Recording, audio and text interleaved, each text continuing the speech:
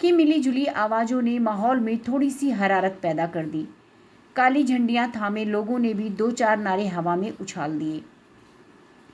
पर दा साहब की बुलंद आवाज़ ने सारे शोर को चाक कर दिया। गलत नहीं कहते हो मेरे भाई, आपके मन में जो गुस्सा है बहुत सही है। अन्याय के लिए क्रोध होगा तभी तो अन्याय मिटेगा। पर बात केवल गुस्सा करने से नहीं बनती, उसके लिए हिम्मत जुटानी पड़ती है। एक भी आदमी नहीं मिला गांव में गवाही देने या शिनाख्त करने के लिए।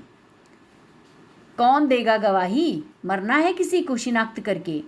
4 दिन यहाँ आके रह लीजिए, पता चल जाएगा कैसा आतंक है। दा साहब ने बात बीच में ही तोड़कर अपने जिम्मे कर ली। ठीक कहते हैं आप, केवल गांव की ही नहीं पूरे देश की यही हालत हो गई थी। आतंक ने गले दबा रखे थे सबके, कोई भी चूं तक नहीं कर सकता था। हम लोग शुरू से ही यही तो कोशिश कर रहे हैं कि लोग दहशत से मुक्त हों, निडर बने, खुलकर अपनी बात कहें। पर अभी भी लोगों में डर है, सही बात कहने का साहस ही नहीं जुटा पाते। क्षणिक विराम। और अब प्रमाण के बिना पुलिस भी क्या करे? प्रमाण की ऐसी की तैसी। कौन नहीं जानता आग किसने लगवाई? आप नहीं जानते? फिर पकड़वाते क्यों नहीं? अभी किसी गरीब का मामला होता तो पीस कर रख दिया जाता बेचारे को। बिंदा की तैश भरी बात से मंच और मजमे दोनों में फिर खलबली मच गई। पर दा साहब इस बार भी बड़ी सौम्यता और धैर्य से झेल गए वार को। आवाज़ में लेश मात्र भी आवेश लाए बिना समझाने के लहजे में बोले, नहीं भाई नहीं, यह अमीर गरीब का मामला नहीं है, कानून का मामला है। और कानून हाथ में लेने का लालच मत दो। कानून हाथ में लेते ही आदमी बेताज बादशाह हो जाता है। आप लोगों ने तो भोगा है उस बादशाह को। जब जिसकी मर्जी आई उठाया और जेल में। कोई मुकदमा नहीं, कोई सुनवाई नहीं, कोई फैसला नहीं और कोई सज़ा नहीं। कानून कब्जे में, पुलिस चंगुल में, जिसको चाहो उठाओ, जिसको चाहो पटको। पुरानी बातों से बहकाइए मत। बिसू की मौत का हिसाब तो लेकर ही रहूँगा मैं आपसे, पाई पाई का हिसाब। बिंदा डरेगा भी नहीं, चुप भी नहीं रहेगा और बिकेगा भी नहीं इन टुकड़ों से जो आप डालने आए हैं। सादी वर्दी वाली पुलिस और 2-3 लठैत बिल्कुल सिमट आए बिंदा के पास। पर इससे पहले कि उसे पकड़कर बिठाने की कोशिश करते, दा साहब ने अपनी बात से ही बरज दिया। बहुत अच्छा लग रहा है आपका यह जोश और मैं कदर करता हूँ ऐसे जोश की, लेकिन मैं बहका नहीं रहा। दूर क्यों जाते हैं? जिस विशेषर को लेकर आपके मन में इतना रोष है, उसे क्या इसी तरह जेल में नहीं डाला गया था? 1-2 दिन के लिए नहीं, पूरे 4 साल के लिए।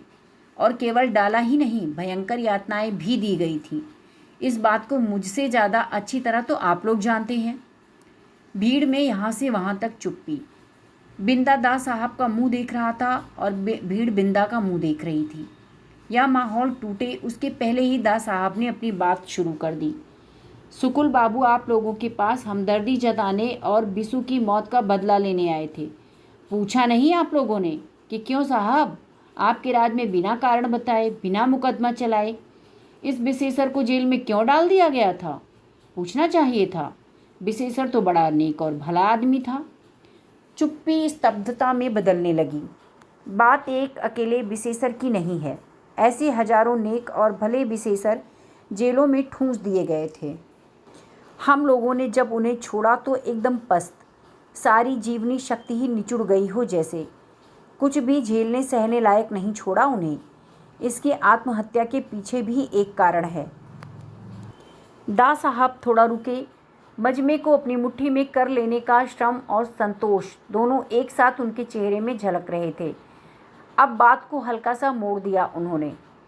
समझदार आदमी है सुकुल बाबू, मैं उनका आदर करता हूँ, पर उनका यह रवैया आपस में द्वेष फैलाने वाला है। मैं ठीक नहीं समझता इसे। लेकिन स्वार्थ कभी कभी आदमी को ऐसी अविवेकी बात करने के लिए उकसाता है। क्षणिक विराम।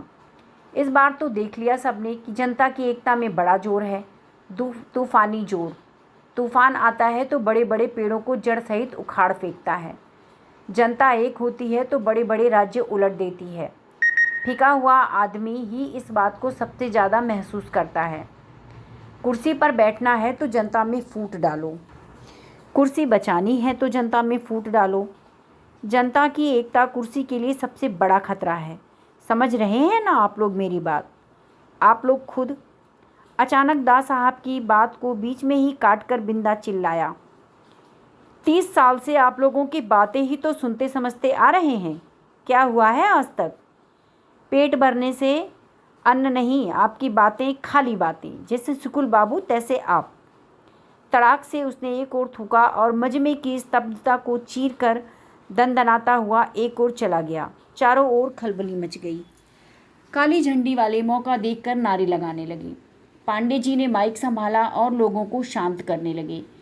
थोड़ी सी स्थिति संभली तो दा साहब ने माइक संभाला।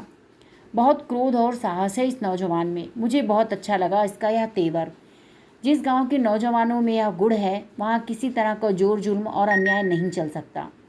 अपने गरीब भाइयों का हमदर्द लगता है। मुझे तो ऐसे निर्भीक और उत्साही नवयुवकों की आवश्यकता है इस योजना के लिए। चाहता हूँ कि घरेलू उद्योग योजना को आप ही लोग संभालें, आप ही लोग चलाएं। कितना बड़ा सपना था बापू का कि हमारा हर गांव और हर ग्रामीण आर्थिक रूप से स्वतंत्र बने, समर्थ बने।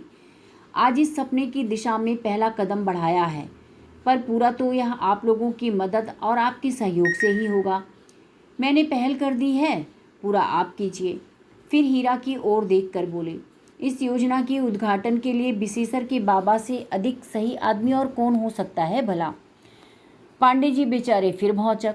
उद्घाटन तो दा साहब को करना था, पर साथ ही दा साहब की सूझबूझ पर मुग्ध भी। बात पूरी की दा साहब ने। गरीबों का हितैषी था बिसेसर। उसकी आत्मा को बड़ी शांति मिलेगी इससे। शांति तो तब मिलेगी जब असली हत्यारे को पकड़वाएंगे आप, आगजनी के असली मुजरिम को सूली पर चढ़वाएंगे। क्षोभ और क्रोध में डूबा हुआ एक स्वर भीड़ में से आया। बोलने वाला साफ दिखाई तो नहीं दिया, पर जिधर से आवाज़ आई थी उसी दिशा को संबोधित करके कहा दा साहब ने, मैंने कहा ना, आप मदद कीजिए पकड़वाने में। जाते ही मैं किसी बड़े अफसर को भेजूंगा बयान लेने के लिए। चूकिए मत इस बार, नहीं तो दोषी मैं नहीं आप खुद होंगे। पहली बार हल्के से क्रोध का पुट उभर आया था दा साहब के स्वर में। पांडे जी ने जल्दी से माइक थाम कर सभा समाप्ति की घोषणा कर दी। सभा बर्खास्त हुई। काली झंडी वाले लोग फिर नारे लगाने लगे, झूठे आश्वासन नहीं चाहिए, नहीं चाहिए। बिसु की मौत का जवाब चाहिए। पर नारों की आवाज़ चारों ओर के कोलाहल में डूब सी गई। पांडे जी, दा साहब और हीरा एक ट्रैक्टर में बैठकर जुलूस की शक्ल में घरेलू उद्योग योजना के दफ्तर तक गए। मुख्यमंत्री के फंड से निकले हुए 50,000 रुपये का एक चेक हीरा के हाथों से अस्थायी दफ्तर के एक अस्थायी अधिकारी को दिलाया गया। पांडे जी ने अपने छोटे से भाषण में यह बात साफ कर दी कि विधानसभा में इस योजना के लिए बजट जब पास होगा। अभी तो दा साहब ने अपने फंड में से रुपया निकालकर योजना का शुभारंभ कर दिया है। तालियां बजी, हर्ष ध्वनि हुई और दा साहब जिंदाबाद के नारों से सारा माहौल गूंज उठा। बिसु की मौत के जिस प्रसंग को सुकुल बाबू घर घर में फैला गए थे, वह फिर 4-6 घरों में सिमट गया और बाकी घरों में इस योजना के तहत मिलने वाले रुपयों का हिसाब किताब होने लगा। तीसरे दिन ही मशाल का अंक निकला। उसके प्रथम पृष्ठ पर बड़े बड़े अक्षरों पर शीर्ष पंक्ति थी, खेत मजदूरों और हरिजनों की आर्थिक स्थिति सुधारने की दिशा में दा साहब की सरकार का ठोस और क्रांतिकारी कदम। दा साहब के भाषण की विस्तृत रिपोर्ट देते हुए बड़े विस्तार से इस योजना के हर पहलू पर प्रकाश डाला गया था। साथ ही इस योजना को अन्य प्रांतों के लिए अनुकरणीय बताया गया था। अधिकारी को चेक देते हीरा की एक बड़ी सी तस्वीर छपी थी। बगल में दा साहब खड़े हैं। चेहरे पर बापू का सपना पूरा कर पाने का सुख और संतोष झलक रहा है। पांडे जी ने गांव के घर घर में इस अंक की प्रतियां बंटवा दी थीं, मुफ्त में। वैसे तो दा साहब के भाषण की रिपोर्ट कल सवेरे ही सुकुल बाबू को मिल गई थी और उनका सारा दिन काफ़ी बेचैनी में ही बीता था, पर आज सवेरे जब से मशाल का यह अंक देखा है, तब से तो उनके थुलथुल शरीर में उत्तेजना की लहरें थरथरा रही हैं। उन्हें तो पूरी उम्मीद थी कि इस सभा में ऐसा हुड़दंग मचेगा कि अपनी सारी लाई गोटें अपनी ही धोती में समेटकर वापस ले जानी पड़ेंगी दा साहब को। बिहारी भाई के साथ बैठकर पूरी योजना बनाई थी सुकुल बाबू ने, और पिछले 5 दिनों से लोगों को भड़काने और तनाव बढ़ाने में किसी तरह की कोई कसर नहीं रखी गई थी। बिहारी भाई ने जिम्मा लिया था इस काम का कि ऐसा माहौल तैयार कर देंगे गांव में कि दास साहब की सभा हो ही ना पाए। थोड़ी मारपीट और खून खराबा होने का डर जरूर था, पर यह कोई खास बात नहीं। यह सब तो चुनावी अभियान का जरूरी हिस्सा हो गया है। बल्कि इस तरह की घटनाओं से सरगर्मी और बढ़ती है, जोश और उत्तेजना फैलती है लोगों में। बस इतना ज़रूर है कि इस जोश खरोश को अपने पक्ष में मोड़ लिया जाए किसी तरह से, और यही आश्वासन बिहारी भाई देकर गए थे सुकुल बाबू को। काशी तो उनका भाषण होने के बाद से लौटे ही नहीं, सरोहा में ही डटे हैं, ज़मीन तैयार कर रहे हैं सुकुल बाबू के लिए। तेज आदमी हैं दोनों, और बिहारी भाई को तो इस तरह के कामों में कमाल ही हासिल है। सबसे बड़ी बात तो यह है कि भरोसे के आदमी हैं दोनों, आंख मूंद कर विश्वास किया जा सकता है दोनों पर। सुकुल बाबू के अच्छे बुरे सब समय में साथ दिया है इन लोगों ने, और पूरी ईमानदारी और लगन के साथ दिया है। वैसे सुकुल बाबू के मुख्यमंत्रित्व काल में फ़ायदा भी बहुत उठाया है दोनों ने, खासकर बिहारी भाई ने। पर नमक खाकर नमक हरामी कतई नहीं की, बल्कि उसकी अदायगी ही कर रहे हैं संकट के दिनों में। अपना भाषण खत्म करके लौटते हुए जब वे विशु के घर गए थे सुकुल बाबू, और पता लगा था कि विशु के माँ बाप को बिंदा नाम का कोई आदमी शहर ले गया है, तो उनका माथा ठनका था। पता नहीं कहीं दास साहब ने ही तो नहीं उल्टा सीधा कुछ पढ़ा कर दे दिलाकर चुप करवा दे। इन गरीब लोगों का क्या है, पैसा जेब में पड़ते ही आधा दुख दर्द तो दूर हो जाता है इनका। और यदि मुख्यमंत्री खुद बुला लें फिर तो बस बिच जाएंगे, लगेगा जैसे जन्म सफल हो गया। और जब दास साहब ने बुलाया होगा तो केवल जेब में कुछ डालकर तो रहेंगे नहीं, मुंह में भी जरूर कुछ डाला होगा। अब वही गाते फिरेंगे ससुरे सारे में। बिशु की मौत का हादसा हवा का रुख बदलने में बहुत कारगर हो सकता है, पर निर्भर करता है इस बात पर कि कौन कितनी चतुराई से इसे अपने पक्ष में मोड़ ले। कहीं ऐसा न हो कि उनकी थाली में परसा या भोजन भी दास साहब भी गटक लें। सुकुल बाबू ने मन की यह कचोट बिहारी भाई को बताई तो दूसरे दिन दोपहर तक ही सारी खबर ले आए। बिंदा बिशु का खास दोस्त है, बेहद गुस्सैल और बेधड़क, डरता नहीं किसी से और ना ही किसी का लिहाज करता है। उसकी बीवी रुकमा भी बड़ी बदमिजाज और बदजबान औरत है। शादी से पहले बिशु के स्कूल में पढ़ती थी और बहुत मानती थी बिशु को। बिशु की मौत से दोनों बौखलाए फिर रहे हैं और कानूनी सलाह मशवरा करने के लिए वकीलों के पास गए थे।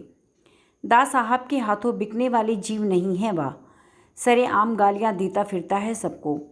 सुकुल बाबू ने सुना तो काफ़ी कुछ निश्चिंत हो गए। केवल निश्चिंत ही नहीं बल्कि बहुत कुछ आश्वस्त भी कि बिंदा अकेला ही जुलूस निकाल कर रख देगा दास साहब का। और यह एक तरह से ज़्यादा अच्छा होगा कि गांव के लोगों में से ही कोई खड़ा होकर धज्जियाँ बिखेरे, या तो बात ही दूसरी होती है। पर वह साला उस दिन भी शहर में ही धकियाता रहा। सभा के बीच में आया भी तो 2-4 फिक्रे कसे और चलता बना। चाहता तो मज़े से हुड़दंग मचवाकर सभा में धूल उड़वा सकता था, पर इन गांव वालों के साथ यही मुसीबत है, बस तरंग में काम करते हैं ससुरे। और उस दिन तो बिशु के माँ बाप भी साथ बांध कर ले गया। सुकुल बाबू का तो उसके घर तक जाना ही बेकार हो गया। और दास साहब मज़े से हीरा को अपनी गाड़ी में बिठा कर लाए, मंच पर बिठाया, उद्घाटन करवाया और आज फ़ोटो भी छप गई। मरने वालों के मन में तो ठुक गई मुहर। मारने वाले को शहद हो और मरने वालों को हमदर्दी, दोनों हाथों में लड्डू। लगता है बिहारी भाई कल लौटे ही नहीं, वरना आते ज़रूर। असली खबर तो उन्हीं से लगेगी। रेडियो साला कल से दास साहब का भाषण ही गुहार रहा है, जैसे और कोई खबर ही नहीं रह गई दुनिया में। जनसंचार के साधनों को अपना भोंपू बनाकर रख दिया। लगता है मशाल के दत्ता बाबू को भी अच्छी डोज दे दी गई है। अब दास साहब का कीर्तन ही हुआ करेगा उसमें भी। सुकुल जी ने बड़ी हसरत भरी नज़र से उंगली में पड़े नीलम को देखा। पता नहीं यह भी सकलवा की किस्मत बदलेगा या नहीं। लगा था जैसे बिशु ने मरकर हरिजनों के खोए वोट फिर से उनकी झोली में ला पटके हैं। पर अब कल से यही लग रहा है कि वे भी दास साहब ही झटक कर ले गए। तभी बिहारी भाई प्रकट हुए। उनके चेहरे पर 2 दिन की भाग दौड़ की पस्ती स्पष्ट उभरी है, साथ ही दास साहब की सभा की कचोट भी। परसों एक तरह से सभा ना होने देने का बीड़ा ही उठाकर ले गए थे। बीड़ा मुंह का मुंह में ही रह गया। क्या समाचार है? सोफे पर एक और सरक कर सुकुल बाबू ने अपने पास ही जगह बना दी बिहारी के लिए और पूछा, काशी नहीं आया? पान बनवाने रुक गया है मोड़ पर, आता ही होगा अभी। सुकुल बाबू उम्मीद कर रहे थे कि बिहारी भाई खुद ही शुरू करेंगे, पर वे तो एकदम गुम्म होकर बैठ गए। सुकुल बाबू जानते हैं कि बिहारी भाई की नाराज़गी की अदा है या, सो खुद ही पूछा, सुना बहुत जमकर हुई दा साहब की सभा, क्या करते रहे तुम लोग? झक मार रहे थे, धूल फांक रहे थे। गांव में खाक के सिवाय और रखा भी क्या है? बिहारी के मन में 2 दिन से जो गुस्सा बलबला रहा था, सुकुल बाबू के इस प्रश्न को सुनते ही फूट पड़ा जैसे। गांव वालों की ओर से विरोध नहीं हुआ? उस समय तो लग रहा था कि बड़ा तनाव है लोगों में। खाक विरोध हुआ। अजीब अहमक हैं ये साले देहाती भी। परसों सवेरे से कितना समझाया, किस किस तरह से तैयार किया, पर दा साहब हीरा के घर चले गए। उसे अपने गाड़ी में बिठा लिया, बस निहाल। जुलूस बनाकर गाड़ी के पीछे ऐसे जा रहे थे जैसे रामचंद्र जी की सवारी जा रही हो। बड़े अपने आदमियों से वही नारे लगवाने शुरू कर देते, कुछ तो माहौल गड़बड़ाता। सो सब वहाँ नहीं हो सकता था। 5 दिन से काशी यही तो समझा रहे थे कि वहाँ कोई किसी तरह की गड़बड़ी नहीं करेगा, हुड़दंग नहीं मचाएगा, काली झंडियाँ लेकर मौन विरोध प्रकट करेंगे, बिल्कुल अहिंसात्मक ढंग से। काशी की हूबहू नकल करते हुए बिहारी भाई ने दोहराया और फिर भभक पड़े। गांधी जी के बाद सिर छिपाने को काशी की धोती में ही तो जगह मिली है बेचारी अहिंसा को। और उन्होंने गुस्से से सिर झटक दिया। सुकुल बाबू कुछ नहीं बोले, समझ गए इस गुस्से का असली कारण जरूर बिहारी और काशी के बीच हुई झड़प है। फिर क्या मालूम था कि दा साहब गाड़ी से उतरते सीधे ही हीरा के घर जाएंगे। हीरा का घर ना हुआ साला कोई देवस्थान हो गया, जहाँ माथा टेके बिना कोई काम ही ना शुरू होता हो। जैसे तैसे कुछ आदमियों को मैंने तैयार किया था, सो मंच के सामने बिठा दिया जमा कर, वे ही कुछ बोल बाल लिए। तभी मुंह में पान का बीड़ा दबाए और एक हाथ से धोती की लांग उठाए पसीने में सराबोर काशी प्रकट हुए। मुंह को ऊपर उठाए पीक को भीतर ही भीतर साधे हुए उन्होंने सुकुल बाबू से पूछा, जान लिए हो सब हाल? बहुत भिन भिना रहे हैं बिहारी भाई, थोड़ा इन्हें शीतल करो। और वे पान थूकने भीतर चले गए। थोड़ी देर में रुमाल से मुंह पोंछते हुए लौटे। शायद वे मुंह धोकर आए थे। कुछ तरोताज़ा लग रहा था उनका चेहरा। सामने की कुर्सी पर बैठते हुए बोले, हरिजनों के बीच क्रांति करने चले थे, सो तो मशाल वालों के हिसाब से दा साहब ने कर दी, अब अपने लिए कोई और उपाय सोचो। काशी के चेहरे पर ना तनाव है ना तमतमाहट। बहुत हल्के फुल्के ढंग से बात कर रहे हैं वे, और उनका यह रवैया ही बिहारी भाई को जलाकर खाक किए दे रहा है। बिहारी भाई के मुकाबले काशी का दांव बहुत नगण्य है इस चुनाव में। शुरू से ही सुकुल बाबू का साथ दिया है, सो देते रहेंगे, पर बदले में बहुत अपेक्षाएं ना पहले थी और ना अब हैं। मस्त फक्कड़ आदमी है, एकदम मौजी। सुकुल बाबू मुख्यमंत्री थे तो खूब मौज मजा करने को मिलता था। 4 आदमियों के बीच चौधराहट चलती थी, बस इसी में खुश थे वे। पर बिहारी भाई के तो अनेक प्रपंच जुड़े हैं सुकुल बाबू के भविष्य के साथ। कहना चाहिए कि सारे परिवार का भविष्य ही जुड़ा हुआ है एक तरह से। इसलिए यह चुनाव सुकुल बाबू का कम और उनका अपना ज़्यादा है। और यह काशी है कि तमाशा बना रखा है इसको। पर क्या करें, होल्ड तो काशी का ही है सरोहा पर। सुकुल बाबू, भोजन में तो अभी देर होगी, इस बीच कुछ चाय चू तो पिलवा दीजिए। बिहारी भाई को ना हो तो कुछ ठंडा पिलवा दीजिए। अरे हाँ हाँ, सुकुल बाबू को जैसे अपनी गलती का एहसास हुआ। उन्होंने बगल में रखी घंटी बजाई तो नौकर चाय की ट्रे के साथ प्रकट हुआ। देखो, किशन जानता है कि यह काशी आया है तो चाय तो मांगेगा ही। सुकुल बाबू भूल जाएं पर किशन नहीं भूलता। मंद मंद मुस्कुराते हुए किशन ने चाय प्यालों में डाली और एक एक सबको पकड़ा दिया। काशी ने दोनों टांगे ऊपर चढ़ाकर कुर्सी पर ही आलथी पालथी मार ली और चम्मच से चीनी हिलाते हुए बोले, देखो बिहारी भाई, अब इन गांव वालों को बहुत कोसने गरियाने से तो कुछ होगा नहीं। जैसे हैं हैं। फिर एक घूंट चाय का सुड़क कर बोले, तुमने तो उनके लिए कभी कुछ किया भी नहीं, पर बिशु ने तो जब से होश संभाला इन्हीं के लिए मरता खपता रहा। लेकिन 5 साल पहले जब बिना वजह पकड़कर उसे जेल में डाल दिया था तो सब सांस खींच कर बैठ गए। तब तो इमरजेंसी भी नहीं थी, फिर भी किसी ने चूं तक नहीं की। फिर दूसरा घूंट सुड़क कर बात जारी रखी। इस आगजनी की घटना के बाद 1 हफ्ते तक बिशु से कतराते रहे थे हरिजन टोला के लोग। अपने यहाँ आने को मना कर दिया था। डरते थे कि ज़्यादा मिले जुलेंगे बिशु से तो कौन जाने उन्हें ही जलवा मरवा दिया जाए। मेरी तो देखी जानी है सारी बात। तो फिर क्यों आप सारे दिन बखान करते रहते हैं कि क्रांति गांव से आएगी, गांव से आएगी? अरे गरीबों के तबके से आएगी। सो तो ठीक है, जब सही माहौल बनेगा, स्थितियां ठीक ढंग से आकार लेंगी तो आएगी वहीं से क्रांति। यह जमा खातिर रखो तुम। गर्दन झटक कर बात को परे झिड़क दिया बिहारी ने। अरे तुम्हारी हूँ हूँ से बात नहीं उड़ेगी, समझे? क्रांति जब भी आएगी वहीं से आएगी, हमारे तुम्हारे किए नहीं होने की क्रांति। और इन किराए के जुटाए हुए लौंडे लपाड़ों से तो कभी भी नहीं। अंतिम फैसला दे दिया काशी ने। रहने दीजिए, इन लोगों को आज तक 1 पैसे का फ़ायदा दिखाई दे तो कल के लिए पूरी ज़िंदगी गिरवी रख देंगे अपनी। ये करेंगे क्रांति। बिहारी भाई का तैश और आक्रोश तिल भर भी नहीं घट रहा है। सो तो है ही, काशी ने चाय का दूसरा कप भरते हुए कहा। तुम्हारी तरह शस्त्र भी नहीं पड़े और जेबें भी नहीं भरी हुई हैं बेचारों की। जो कौड़ी कौड़ी को मोहताज हो उसे जहाँ 2 पैसे देखेंगे उधर तो लपकेगा ही। तो फिर ठीक है, जोरावर के वोट हैं ही दा साहब के, हरिजनों के भी वोट उधर ही जाते हैं।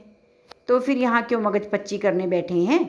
अपने अपने घर चलकर सोइए मज़े से, 4 साल के बाद आंखें खोल लेना। सारी बात का उपसंहार करते हुए बिहारी भाई ने कहा और शरीर को एकदम ढीला छोड़कर पीठ को सोफे पर टिका दिया। इतनी देर से सुकुल बाबू चुपचाप ही इन दोनों की बहस सुन रहे थे, अब एकदम भड़क गए। क्यों बेकार की छोटी छोटी बातों पर समय बर्बाद कर रहे हो? यह बताओ कि रैली की तैयारी कैसी हो रही है? 4 दिन चाहे तो ज़्यादा ले लो, पर यह रैली ऐसी होनी चाहिए कि तहलका मच जाए। सारे हरिजन और खेत मजदूर हों उसमें, औरत बच्चों के साथ। बहुत ज़रूरी हो गया है यह सब अब। काशी से कहिए आप, वे ही करेंगे इंतजाम। एक रूठे हुए बच्चे की तरह बिहारी भाई ने कहा तो जोर से हंस पड़े काशी। हंसते हुए बोले, भारी कोप है हम पर बिहारी भाई का। फिर जरा ठहर कर बोले, देखो सुकुल बाबू, राजनीति हमारी विचार शून्य तो थी ही, पर कुछ सालों से आचार शून्य हो गई है। पर राजनीति के नाम पर यह मारपीट, हुड़दंग मचाने वाली गुंडागर्दी, ये हमारे बस की नहीं है। साफ कह देते हैं हम। दोनों हाथ झटक कर अपनी स्थिति साफ कर दी काशी ने। पिछले चुनाव में यही सब तो किए रहे बिहारी भाई, कहाँ मिला? हार और बदनामी। फिर आप तो हफ्ते भर से वहीं जमे हुए थे, और कौन सी आचार वाली राजनीति की? बताइए तो सुकुल बाबू को। दा साहब की सभा का इंतजाम करवाते रहे। आहत नहीं हो रहे काशी, बल्कि आनंद ले रहे हैं बिहारी भाई की इन व्यंग्योक्तियों का। हंसकर बोले, अरे दा साहब की सभा में तो आने वाले लोग कम और इंतजाम करने वाले लोग ही ज़्यादा थे। हम क्या इंतजाम करते? पर वहाँ बैठे थे तो कुछ किया तो ज़रूर है हमने भी, और ठोस ही किया है। सुकुल बाबू के चेहरे पर स्पष्ट कौतूहल उभर आया और बिहारी भाई चाह कर भी उदासीन नहीं रह सके। पूछा तो किसी ने कुछ नहीं, पर दोनों की उत्सुक नज़रें काशी के चेहरे पर टिक गईं। देखो, जोरावर वाले वोट ही सबसे बड़ी ताकत है दा साहब की। 35% सॉलिड वोट, एक नहीं टूटता इनमें से। और क्या, सो तो है ही। इन्हीं के चक्कर में तो इंसानियत को सूली पर चढ़ा कर रखा है उस गीता के भक्त और बापू की औलाद ने। पर तुम उसमें क्या कर लोगे? बचे हुए 65% वोट दिलवा दोगे अपनी आचार वाली राजनीति से या मूक विरोध से? खीज और कुड़न जरा भी कम नहीं हुई बिहारी भाई के स्वर में से। नहीं, उसमें भी 20-25% तो ले ही जाएंगे दा साहब इस योजना वोजना के चक्कर में। पर हाँ, इससे ज़्यादा नहीं ले पाएंगे। जमा खातिर रखो तुम। सो भी बहुत जोर मारा तो वो इंतज़ाम हम कर दिए हैं। और अपने इंतज़ाम से बेहद संतुष्ट होकर उन्होंने डिबिया से 2 पान निकाले और बाएं गाल में दबा लिए। उंगली से जरा सा चूना भी चाटा। 35 जमा 25 वाले सीधे से हिसाब के बाद जमा खाते रखने के लिए बचा ही क्या था। सो बिहारी भाई ने शरीर फिर सोफे की पीठ के हवाले किया। लेकिन सुकुल बाबू समझ गए कि काशी के पास है ज़रूर कुछ कहने के लिए, पर अपनी आदत के अनुसार कहेगा टंगा हंगा कर ही। उन्होंने स्वर में आदेश का पुट घोलते हुए इतना ही कहा, काशी, हमने जोरावर को तैयार कर लिया है खड़ा होने के लिए। आखिरी दिन अपना नामांकन पत्र भरेगा। एक धमाका सा करके पीक थूकने के लिए काशी भीतर चले गए। सुकुल बाबू और बिहारी भाई अवाक। काशी की इस बात पर विश्वास किया जा सकता है भला? दा साहब के बूते पर जोरावर मनमानी करता है और जोरावर के बूते ही दा साहब अपने पाँव के नीचे ज़मीन महसूस करते हैं। जोरावर विरोध में क्या खड़ा होगा भला? काशी लौट कर आए तो सुकुल बाबू ने पूछा, तुमने तैयार किया है खड़ा होने के लिए और हो गया? हो गया। हम खुद नहीं गए उसके पास, हमने तैयार करवाया। उसे मालूम नहीं कि इन 2 घटनाओं के बाद जान फंसी हुई है उसकी दा साहब की मुट्ठी में। यही तो समझाया उसे कि यहीं रहा तो ज़िंदगी भर गुलामी करनी पड़ेगी दा साहब की। पैसा भी दो और अंगूठे के नीचे भी रहो। एक बार जीत कर विधानसभा में पहुंच जाओ, फिर दा साहब को मुट्ठी में रखना। बस बात गले से उतर गई। फिर थोड़ा रुक कर बोले, जाट आदमी है, ऊपर से पैसे ने भेजे में गर्मी भर कर रखी है बुरी तरह से। गुलामी करना तो दूर, गुलामी की बात भी रास नहीं आती उसे। फिर दा साहब की इस घरेलू योजना से बहुत भड़का हुआ है। समझवा दिया कि दा साहब जड़ काटने पर लगे हैं, जितना फ़ायदा उठाना था उठा लिया तेरा। पूरी तरह विश्वास ना होने पर भी दिमाग आंकड़ों में उलझ गया सुकुल बाबू का। स्थिति का नया नक्शा उभरने लगा मन में, पर बिहारी भाई बिल्कुल तटस्थ हैं सारी स्थिति से। ना विश्वास जम रहा है, ना कोई नक्शा ही उभर रहा है। बस अब खेत मजदूरों और जनों को अपनी तरफ करने का काम जोर शोर से करो। योजना का पैसा सरकार से लें और वोट हमको दें। पिछले चुनाव में जैसा हमारे साथ हुआ था, ठीक वैसा ही दा साहब के साथ करवा दो। इस बार हो भी जाएगा। पर यह योजना ठीक है, बाकी बड़ी निराशा है लोगों में, बड़े दुखी हैं लोग इस सरकार से।